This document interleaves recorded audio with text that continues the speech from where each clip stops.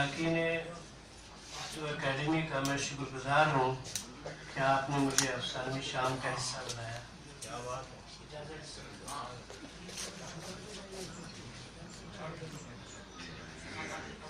میرے افسانے کا عنوان ہے مارکا. کوڑوں کے بیل کی طرح ایک مرکز پہ چکر کاٹتے رہنے پر معمول کر دیا گیا تھا، بلکہ میری حالت کوڑوں کے بیل سے بدتر تھی. یہ بیل تو شام ڈھلنے تک ایک ہی کھوٹے پہ گھومتا رہتا ہے. شام ڈھلنے کے بعد بیل کا مالک اسے چارہ پانی دیتا ہے، رات بھر آرام کرنے کی مہلت دیتا ہے تاکہ دوسری صبح تازہ دم بیل کو استعمال کر سکے. بیل تو وہ خوش نصیب مخلوق ہے کہ جسے معلوم ہی نہیں کہ اس کا استحصال ہو رہا ہے. ساری اذیت کا سبب ہے آگاہی اور ساری مسرت کا منبع ہے لا علمی. استحصال کے عمل کو عذاب جاریہ کی طرح خود پہ جاری رہتے دیکھنا اور مثالی انسان بنے رہنے کا توق گلے میں ڈال کر بیت الخلا کی تنہائی میں سسکیاں دابنا عام آدمی کا مقدر ہے. اف سردی کی صبح جب لحاف سے نکل کر دفتر میں حاضری دیا کرتا تھا، یاد کرتا ہوں تو پسینے چھوٹتے ہیں. آفس پہنچنے میں جب کبھی دیر ہو جاتی تو امیڈیٹ باس کی جھڑکیاں دل کو چوٹ کر دیتی. جھنجھلاہٹ کے سیلاب کو ہونٹوں پہ روک کر سوری سر، اوکے سر، یس سر جیسے محکومانہ الفاظ کہنا پڑتے. جی چاہتا کہ اپنے سینئر کا منہ نوچ ڈالوں اور وہ ساری گالیاں دے ڈالوں جنہیں آتے جاتے لفنگوں کی زبانی سن کر کان بند کر لیا کرتا تھا، لیکن انجام کے خوف سے چپ رہا کرتا. یہ خوف بھی کتنا پراسرار ہوتا ہے، آدمی کو مہذب بنائے رکھتا ہے. اب جب کہ میں ریٹائر ہو چکا ہوں تو کافی راحت محسوس کر رہا ہوں. مشینی زندگی گزارتے ہوئے اپنے آپ سے دور ہو چکا تھا. انہیں فرصت کے دنوں میں ایک دن اپنے اندر جب میں نے جھانکا تو ایک ہیولے کو چھپا بیٹھا پایا. میں نے حیرت سے پوچھا کہ میرے اندر کب سے ہو؟ جب سے تم پیدا ہوئے. اس نے اپنائیت سے کہا، میں ہی تمہارا ہمدم اور ہم سفر ہوں. تمہاری زندگی کے نصاب مرتب کرتا ہوں، خوف کی تجارت سے واقف کراتا ہوں، مہذب بنے رہنے کے حربت سکھاتا ہوں. تم جو سب کو نظر آتے ہو معمولی شباہت کے بوڑھے آدمی، لیکن میں جو تمہارے اندر براجمان ہوں، پروجی ہوں، پرسکون ہوں. وقت کے گزران کا میرے وجود پہ کوئی اثر نہیں آتا. تمہارا ظاہر جب کسی ناپسندیدہ بات پر برہم ہوتا ہے تو میں تمہاری رہبری کرتا ہوں. اس کی باتیں کچھ عجیب سی لگیں. میں نے اس کی موجودگی کو جھٹک کر اپنے طے شدہ لائعمل پر فوکس کیا کہ اب وہ سارے کام انجام دوں گا جو عدم الفرصتی کی وجہ سے ادھورے رہ گئے. رات کو جی بھر کے جاگوں گا. رات مجھے بہت پسند ہے. رات کی خاموشی میں رباب کا ترنم اور بانسری کی لہکاری کا رچاؤ ہوتا ہے. راز کا خزانہ رات کو تقسیم ہوتا ہے. سو رات کے سریلے سناٹے کا لطف اٹھانے کے لیے میں گھر سے باہر نکل پڑا. قریباً 12 بجے تھے. ہر طرف خاموشی کی حکومت تھی. میری آہٹ پا کر 4-5 کتے چوکنا ہو گئے. بھونکنے سے پہلے میرا چہرہ پڑنے لگے، پھر مجھے بے ضرر سمجھ کر اٹکھیریوں میں مصروف ہو گئے. یہ کتے تو خوب ہوتے ہیں، ایک بھی عمل یا رد عمل بے وجہ نہیں کرتے. کتوں کے قریب سے بے خطر گزرتے ہوئے ایک نکتہ میرے ذہن میں ابھرا کہ اشرف المخلوقات کا اعزاز تقسیم کرتے سمے قادر مطلق سے کوئی چوک تو سرزد نہیں ہوئی. خیر میں ذرا آگے بڑھا. بہتی ہوا کی نغمگی اور رات کا خمار دل کو مسرور کر رہا تھا. برگد کے نیچے ایک چبوترے پہ بیٹھے 4-5 نوجوان بے ہنگم قہقہے لگا رہے تھے. سب کے سب جدید لباس سے آراستہ تھے، ان کے ہاتھوں میں بوتل تھے۔ سوچا کہ آگے بڑھوں یا واپس جاؤں، کیونکہ آگے بڑھا تو ان کے قریب سے گزرنا پڑے گا۔ مجھے کچھ فاصلے پہ کھڑا دیکھ کر ایک لڑکھڑاتے نوجوان نے آواز لگائی، "ہے اولڈ مین، پرابلم کیا ہے؟ ادھر آؤ۔" اس نے حاکمانہ لہجے میں اپنے پاس آنے کا آرڈر دیا۔ یہ لہجہ بھی خوب ہوتا ہے، چھوٹے چھوٹے لوگ اپنے ساحرانہ لہجے کی وجہ سے بڑی بڑی کرسیوں کے حقدار بن بیٹھے ہیں۔ بدتمیزی سے بھری ایک اور آواز آئی، "اے بڈھے، جلدی آؤ۔" میں ان کے قریب گیا، مجھے دیکھ کر سب ہنسنے لگے۔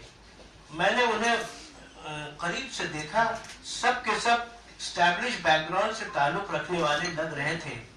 ایک نے کہا، "اتنی رات کو بڑھیا نے گھر سے نکال دیا کیا؟" سب ہنسنے لگے۔ دوسرے نے کہا، "آئی تھنک بوڑھا شیر شکار کو نکلا ہے۔" اسی طرح کے تضحیک آمیز جملوں اور قہقہوں کے پرسرات سے گزر کر اپنے گھر کی طرف جاتے ہوئے میری آنکھیں بھر آئیں اور یاد آیا 40 سال پرانا ایک منظر کہ گھر سے دور گلی کے ایک نکڑ پہ میں چھپ کر سگریٹ پی رہا تھا۔ کچھ ہی فاصلے پہ محلے کے بزرگ کو اپنی جانب آتا دیکھ کر جلتی ہوئی سگریٹ کرتے کی جیب میں ڈال دیا تھا کہ بزرگ کے سامنے اپنی سگریٹ نوشی کا راز فاش نہ ہو جائے۔ ایک وہ زمانہ تھا جب تہذیب کے دامن میں سینکڑوں راز چھپا لیے جاتے تھے، اور ایک یہ دور ہے جہاں بد تہذیبی کلچر کی شناخت بن چکی ہے۔ بوجھل قدموں سے شبگاہ کی طرف جاتے ہوئے میرے قدم رک گئے۔ راہداری پہ قد آدم آئینہ آویزہ تھا، ایسا لگا جیسے اس نے مجھے آواز دی ہو۔ اس آئینے سے میرا جذباتی تعلق ہے۔ 4 دہائیوں سے یہ آئینہ نرگسیت کے سراب تقسیم کر رہا ہے۔ برسوں بعد اس کے سامنے کھڑے ہو کر میں نے اس سے پوچھا، "اب میں تجھے کیسا لگ رہا ہوں؟" باوقار، نیچرل۔ آئینے نے اپنی فطرت کے مطابق پھر مجھے دھوکہ دیا، لیکن اب میں اس کے جھانسے میں آنے والا نہیں تھا۔ آئینے کی تعریف سے بہتر تو ان لڑکوں کی تضحیک آمیز صداقت تھی کہ میں بوڑھا ہو چکا۔ زندگی کے لمحات ایسے گزرے جیسے ریت کے ذرے ہتھیلی سے پھسلتے ہیں۔ یقین نہیں آتا میں بوڑھا ہو گیا۔ جب میں جوان تھا تو 60 سالہ آدمی کو بوڑھا سمجھتا تھا، اور ابھی جب نوجوانوں نے مذاق کا مجھے نشانہ بنایا تو ضبط کے بندھن ٹوٹ گئے۔ ایسا کیوں؟ میں بتاؤں؟ میرے اندر کے ہیونے نے کہا، مسئلہ ان کی باتوں میں نہیں ہے، مسئلہ تمہاری سوچ میں ہے۔ تمہارا جسم بوڑھا ہو چکا لیکن احساسات بوڑھے نہیں ہوئے۔ تم اپنی ذہنی جوانی کو جسمانی بڑھاپے میں ڈھو ڈھو کر تھک چکے ہو۔ بکواس کر رہے ہو تم۔ ایک طویل اور مہذب زندگی گزار کر ریٹائر ہوا ہوں۔ میرے کردار کا محاسبہ کرنے والے تم ہوتے کون ہو؟ تمہارا ہم سفر، ہیولے نے کہا۔ ہمیشہ تمہاری رہبری کرنے کی کوشش کرتا رہا میں، لیکن تمہاری آواز بڑی تیز تھی اور میری آواز کافی دھیمی۔ تم روبوٹ بن چکے تھے۔ وقت میں لوگوں نے تمہارے اندر اپنے پروگرامز فٹ کر دیا تھا۔ اب جب کہ تم ہر ذمہ داری، ہر مصروفیت سے فارغ ہو چکے ہو، تمہارے اطراف میں شانتی ہے، سناٹا ہے، اس لیے میری آواز تمہیں سنائی نہیں دے رہی ہے۔ کیا چاہتے ہو؟ سنائی دے رہی ہے۔ کیا چاہتے ہو مجھ سے؟ سوال مختصر ہے، جواب مختصر نہیں۔ سنو، میں تمہیں تضاد کے فساد سے آگاہ کرنا چاہتا ہوں، کیونکہ تم جس دنیا کے متلاشی ہو وہ محض تصورات کا فضلہ ہے۔ یقین جانو، رہبر ہوں تمہارا، تضاد کا شکار ہونے نہیں دوں گا۔ میں نہیں مانتا، میں ڈھیٹ بن گیا۔ وہ مسکرا کر بولا، کل جب تم ایک ساتھی کے ساتھ اس جوان بیوہ کی کردار کشی کر رہے تھے، وہ کیا تھا؟ وہی تضاد تھا، تمہارے اندر اور باہر کا تضاد۔ اگر وہ بدصورت ہوتی تو تمہارا موضوع نہیں بنتی۔ میں جانتا ہوں تمہاری جبلت اس کے شباب کی حدت سے بگڑ رہی تھی. یہ تمہاری منفی سوچ ہے، ورنہ جسے تم جنسی بیرانوی گردان رہے ہو وہ محض غیبت کے نام پر فرصت کے چٹخانے ہیں. ہم انسان تھوڑی بہت غیبت کر ہی دیتے ہیں، کیونکہ غیبت ایک ایسا پھلدار درخت ہے جس میں سحر بھی ہے اور قہر بھی.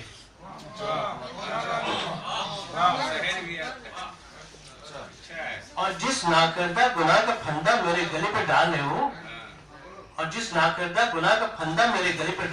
وہ جرم تو دور شباب میں تم نے کرنے نہ دیا. اب کس دنیا میں لے جانا چاہتے ہو؟ تمہاری دنیا میں جہاں تضاد کی حکمرانی ہے، کوئی جرم کوئی گناہ جب پنپنے لگتا ہے تو واویلا مچاتے ہو، لیکن جب اس کی کثرت ہونے لگتی ہے تو معاملہ فہمی کی حکمت عملی کے ذریعے اس خباثت کو کلچر کا نام دے کر اپنی سفیدی بچا دے جاتے ہو. کوئی ثبوت ہے تمہارے پاس؟ شرابی کو لے لو. وہ مسکرایا. شراب کی مخالفت میں نسل در نسل لوگ پیوند خاک ہوتے رہے، ام الخبائث جیسے نام سے مانون کرتے رہے، مقدس کتابوں کے ذریعے خوفناک انجام سے ڈراتے رہے، لیکن شراب کے دیوانوں کی تعداد میں اضافہ ہی ہوتا رہا. اور آج جب یہ نشیلا سیلاب امنڈ پڑا تو مصلحت پسندی کا علم اٹھا کر شراب کو تہذیب جدید کی ضرورت بنا ڈالا، بلکہ شراب کی درجہ بندی کر کے اپنی طبقہ وارانہ فطرت کا مظاہرہ بھی کیا. میں بھی آ گیا. جسے تضاد سمجھتے ہو تم، وہ سماجی حکمت عملی ہے، معاشرتی معاملہ فہمی اور انسانی سماج کی ذہانت آمیز مجبوری ہے جسے تم سمجھ نہیں پاؤ گے تو سمجھاؤ نا. نہیں سمجھاؤں گا، دفع ہو جاؤ. نیند آ رہی مجھے، تھک چکا ہوں بک بک کر کے. میں لیٹ گیا، وہ معدوم ہو گیا. گہری نیند مکمل کر کے جاگا تو مزاج میں خوشگواری تھی. پھر اس کا خیال آیا کس قدر بکواس کرتا ہے. اس کے احکامات کی گونج سے پریشان ہو جاتا ہوں. یہ مت کرو، وہ مت کرو، اس میں سزا ہے، اس میں جزا ہے. ارے میرا دل ہے کہ شیر بازار سخت گیر استاد کی طرح سزا سے ڈراتا ہے. اب بات سمجھ میں آ رہی ہے. یہ واقعی بچپن سے میرے ساتھ ہے. میں تمہاری پرواز میں شاہین کی اڑان دیکھنا چاہتا تھا. یا خدا، تم پھر آ گئے. تم سو رہے تھے. وہ مسکرائے. آنکھ کھلی تو میرے خلاف بڑبڑانے لگے. اپنے شریک سفر سے ایسی خجالت اچھی نہیں. کاہے کا شریک سفر؟ تم ایک پراسرار دشمن ہو. غصہ اور غم سے میں چیخ پڑا. قدرت نے جو فطرت مجھے دی تم نے اس کے خلاف چلنے پر مجھے مجبور کیا. میرا دور شباب تمہارے پیدا کردہ خوفناک مستقبل کا اسیر بن کر رہ گیا. خلوت سے لبریز کئی حسین لمحوں نے میرا استقبال کیا، لیکن تم نے اندیکھی دنیا کی بھیانک منظر نگاری سے میری فطری خواہشات کو محرومیت کے سردخانے میں ڈال دیا. تمہاری وجہ سے آج میں اکیلا ہوں. کتنے موقع ملے شادی کے، لیکن تمہاری معیار زدگی کے چکرویوں میں الجھ کر سیرت کے بجائے صورت کو میں ترجیح دیتا رہا. تمہارے ان سارے منطقی دلائل کے دلدل میں پھنس کر مسائل سے قریب اور وسائل سے دور ہوتا گیا. میرا دل ایک معطر رشتے کو ترستا رہا اور خیرخواہی کے پردے میں تمہاری کمینگی کا میں شکار ہوتا رہا. تم جانتے تھے کہ زندگی برف کی طرح پگھلتی ہے، اور آج میں پگھل کر بوڑھا ہو گیا. اس کے چہرے پہ ایک زہریلی مسکراہٹ ابھری. میں اس مسکراہٹ کی بھاشا سمجھنے کی کوشش کرنے لگا. خیرخواہی کا نقاب اٹھا کر اس نے کہا، کہاں جاؤ گے مجھے چھوڑ کر؟ میں نے تمہیں اپنا عادی بنا لیا ہے. انسانی سماج میں جاؤ گے؟ ہاں جاؤں گا، میں نے اعتماد سے کہا. اپنی زندگی کی بچی کھچی فرصت یوں ہی ضائع نہیں کروں گا. کھل کر سب سے باتیں کروں گا، زندہ ہونے کی کیفیت کو محسوس کروں گا. نادان نہ بنو، دنیا بدل چکی ہے. وہ میرے دل کو موڑنے کی کوشش کرنے لگا. اپنے پرایوں سے مل کر تمہاری تنہائی بڑھ جائے گی. لوگ مسکرانا بھول چکے ہیں. جسے دیکھو چوکنا اور خوفزدہ نظر آ رہا ہے. حال سے بے تعلق ہو چکے لوگ. ہر طرف بیگانگی کی حکمرانی ہے. اس بیگانگی کی تلخیاں لوگ چاٹ رہے ہیں. تنہا ملتے ہیں تو وحشت کے شکار اور جھنڈ بنتے ہیں تو دہشت کی علامت. تمہیں فکر کرنے کی ضرورت نہیں. یہ اچھے برے آدمی کا سماج ہے. میرے اپنے ہیں سب. لڑتے لڑتے تھک جاتے ہیں. تھک کر سوچتے ہیں پھر ایک ہو جاتے ہیں. میرے اندر سے دفع ہو جاؤ. تمہارے منطقی جھانسے میں اب میں آنے والا نہیں. اس کا مسکن اجڑ رہا تھا. میں نے اسے اپنے اندر سے نکال باہر کیا تھا. وہ پھر آئے گا مجھے لوٹنے. لیکن میں جانتا ہوں کہ زندہ رہنے کی میری طاقت کی آزمائش ابھی باقی ہے.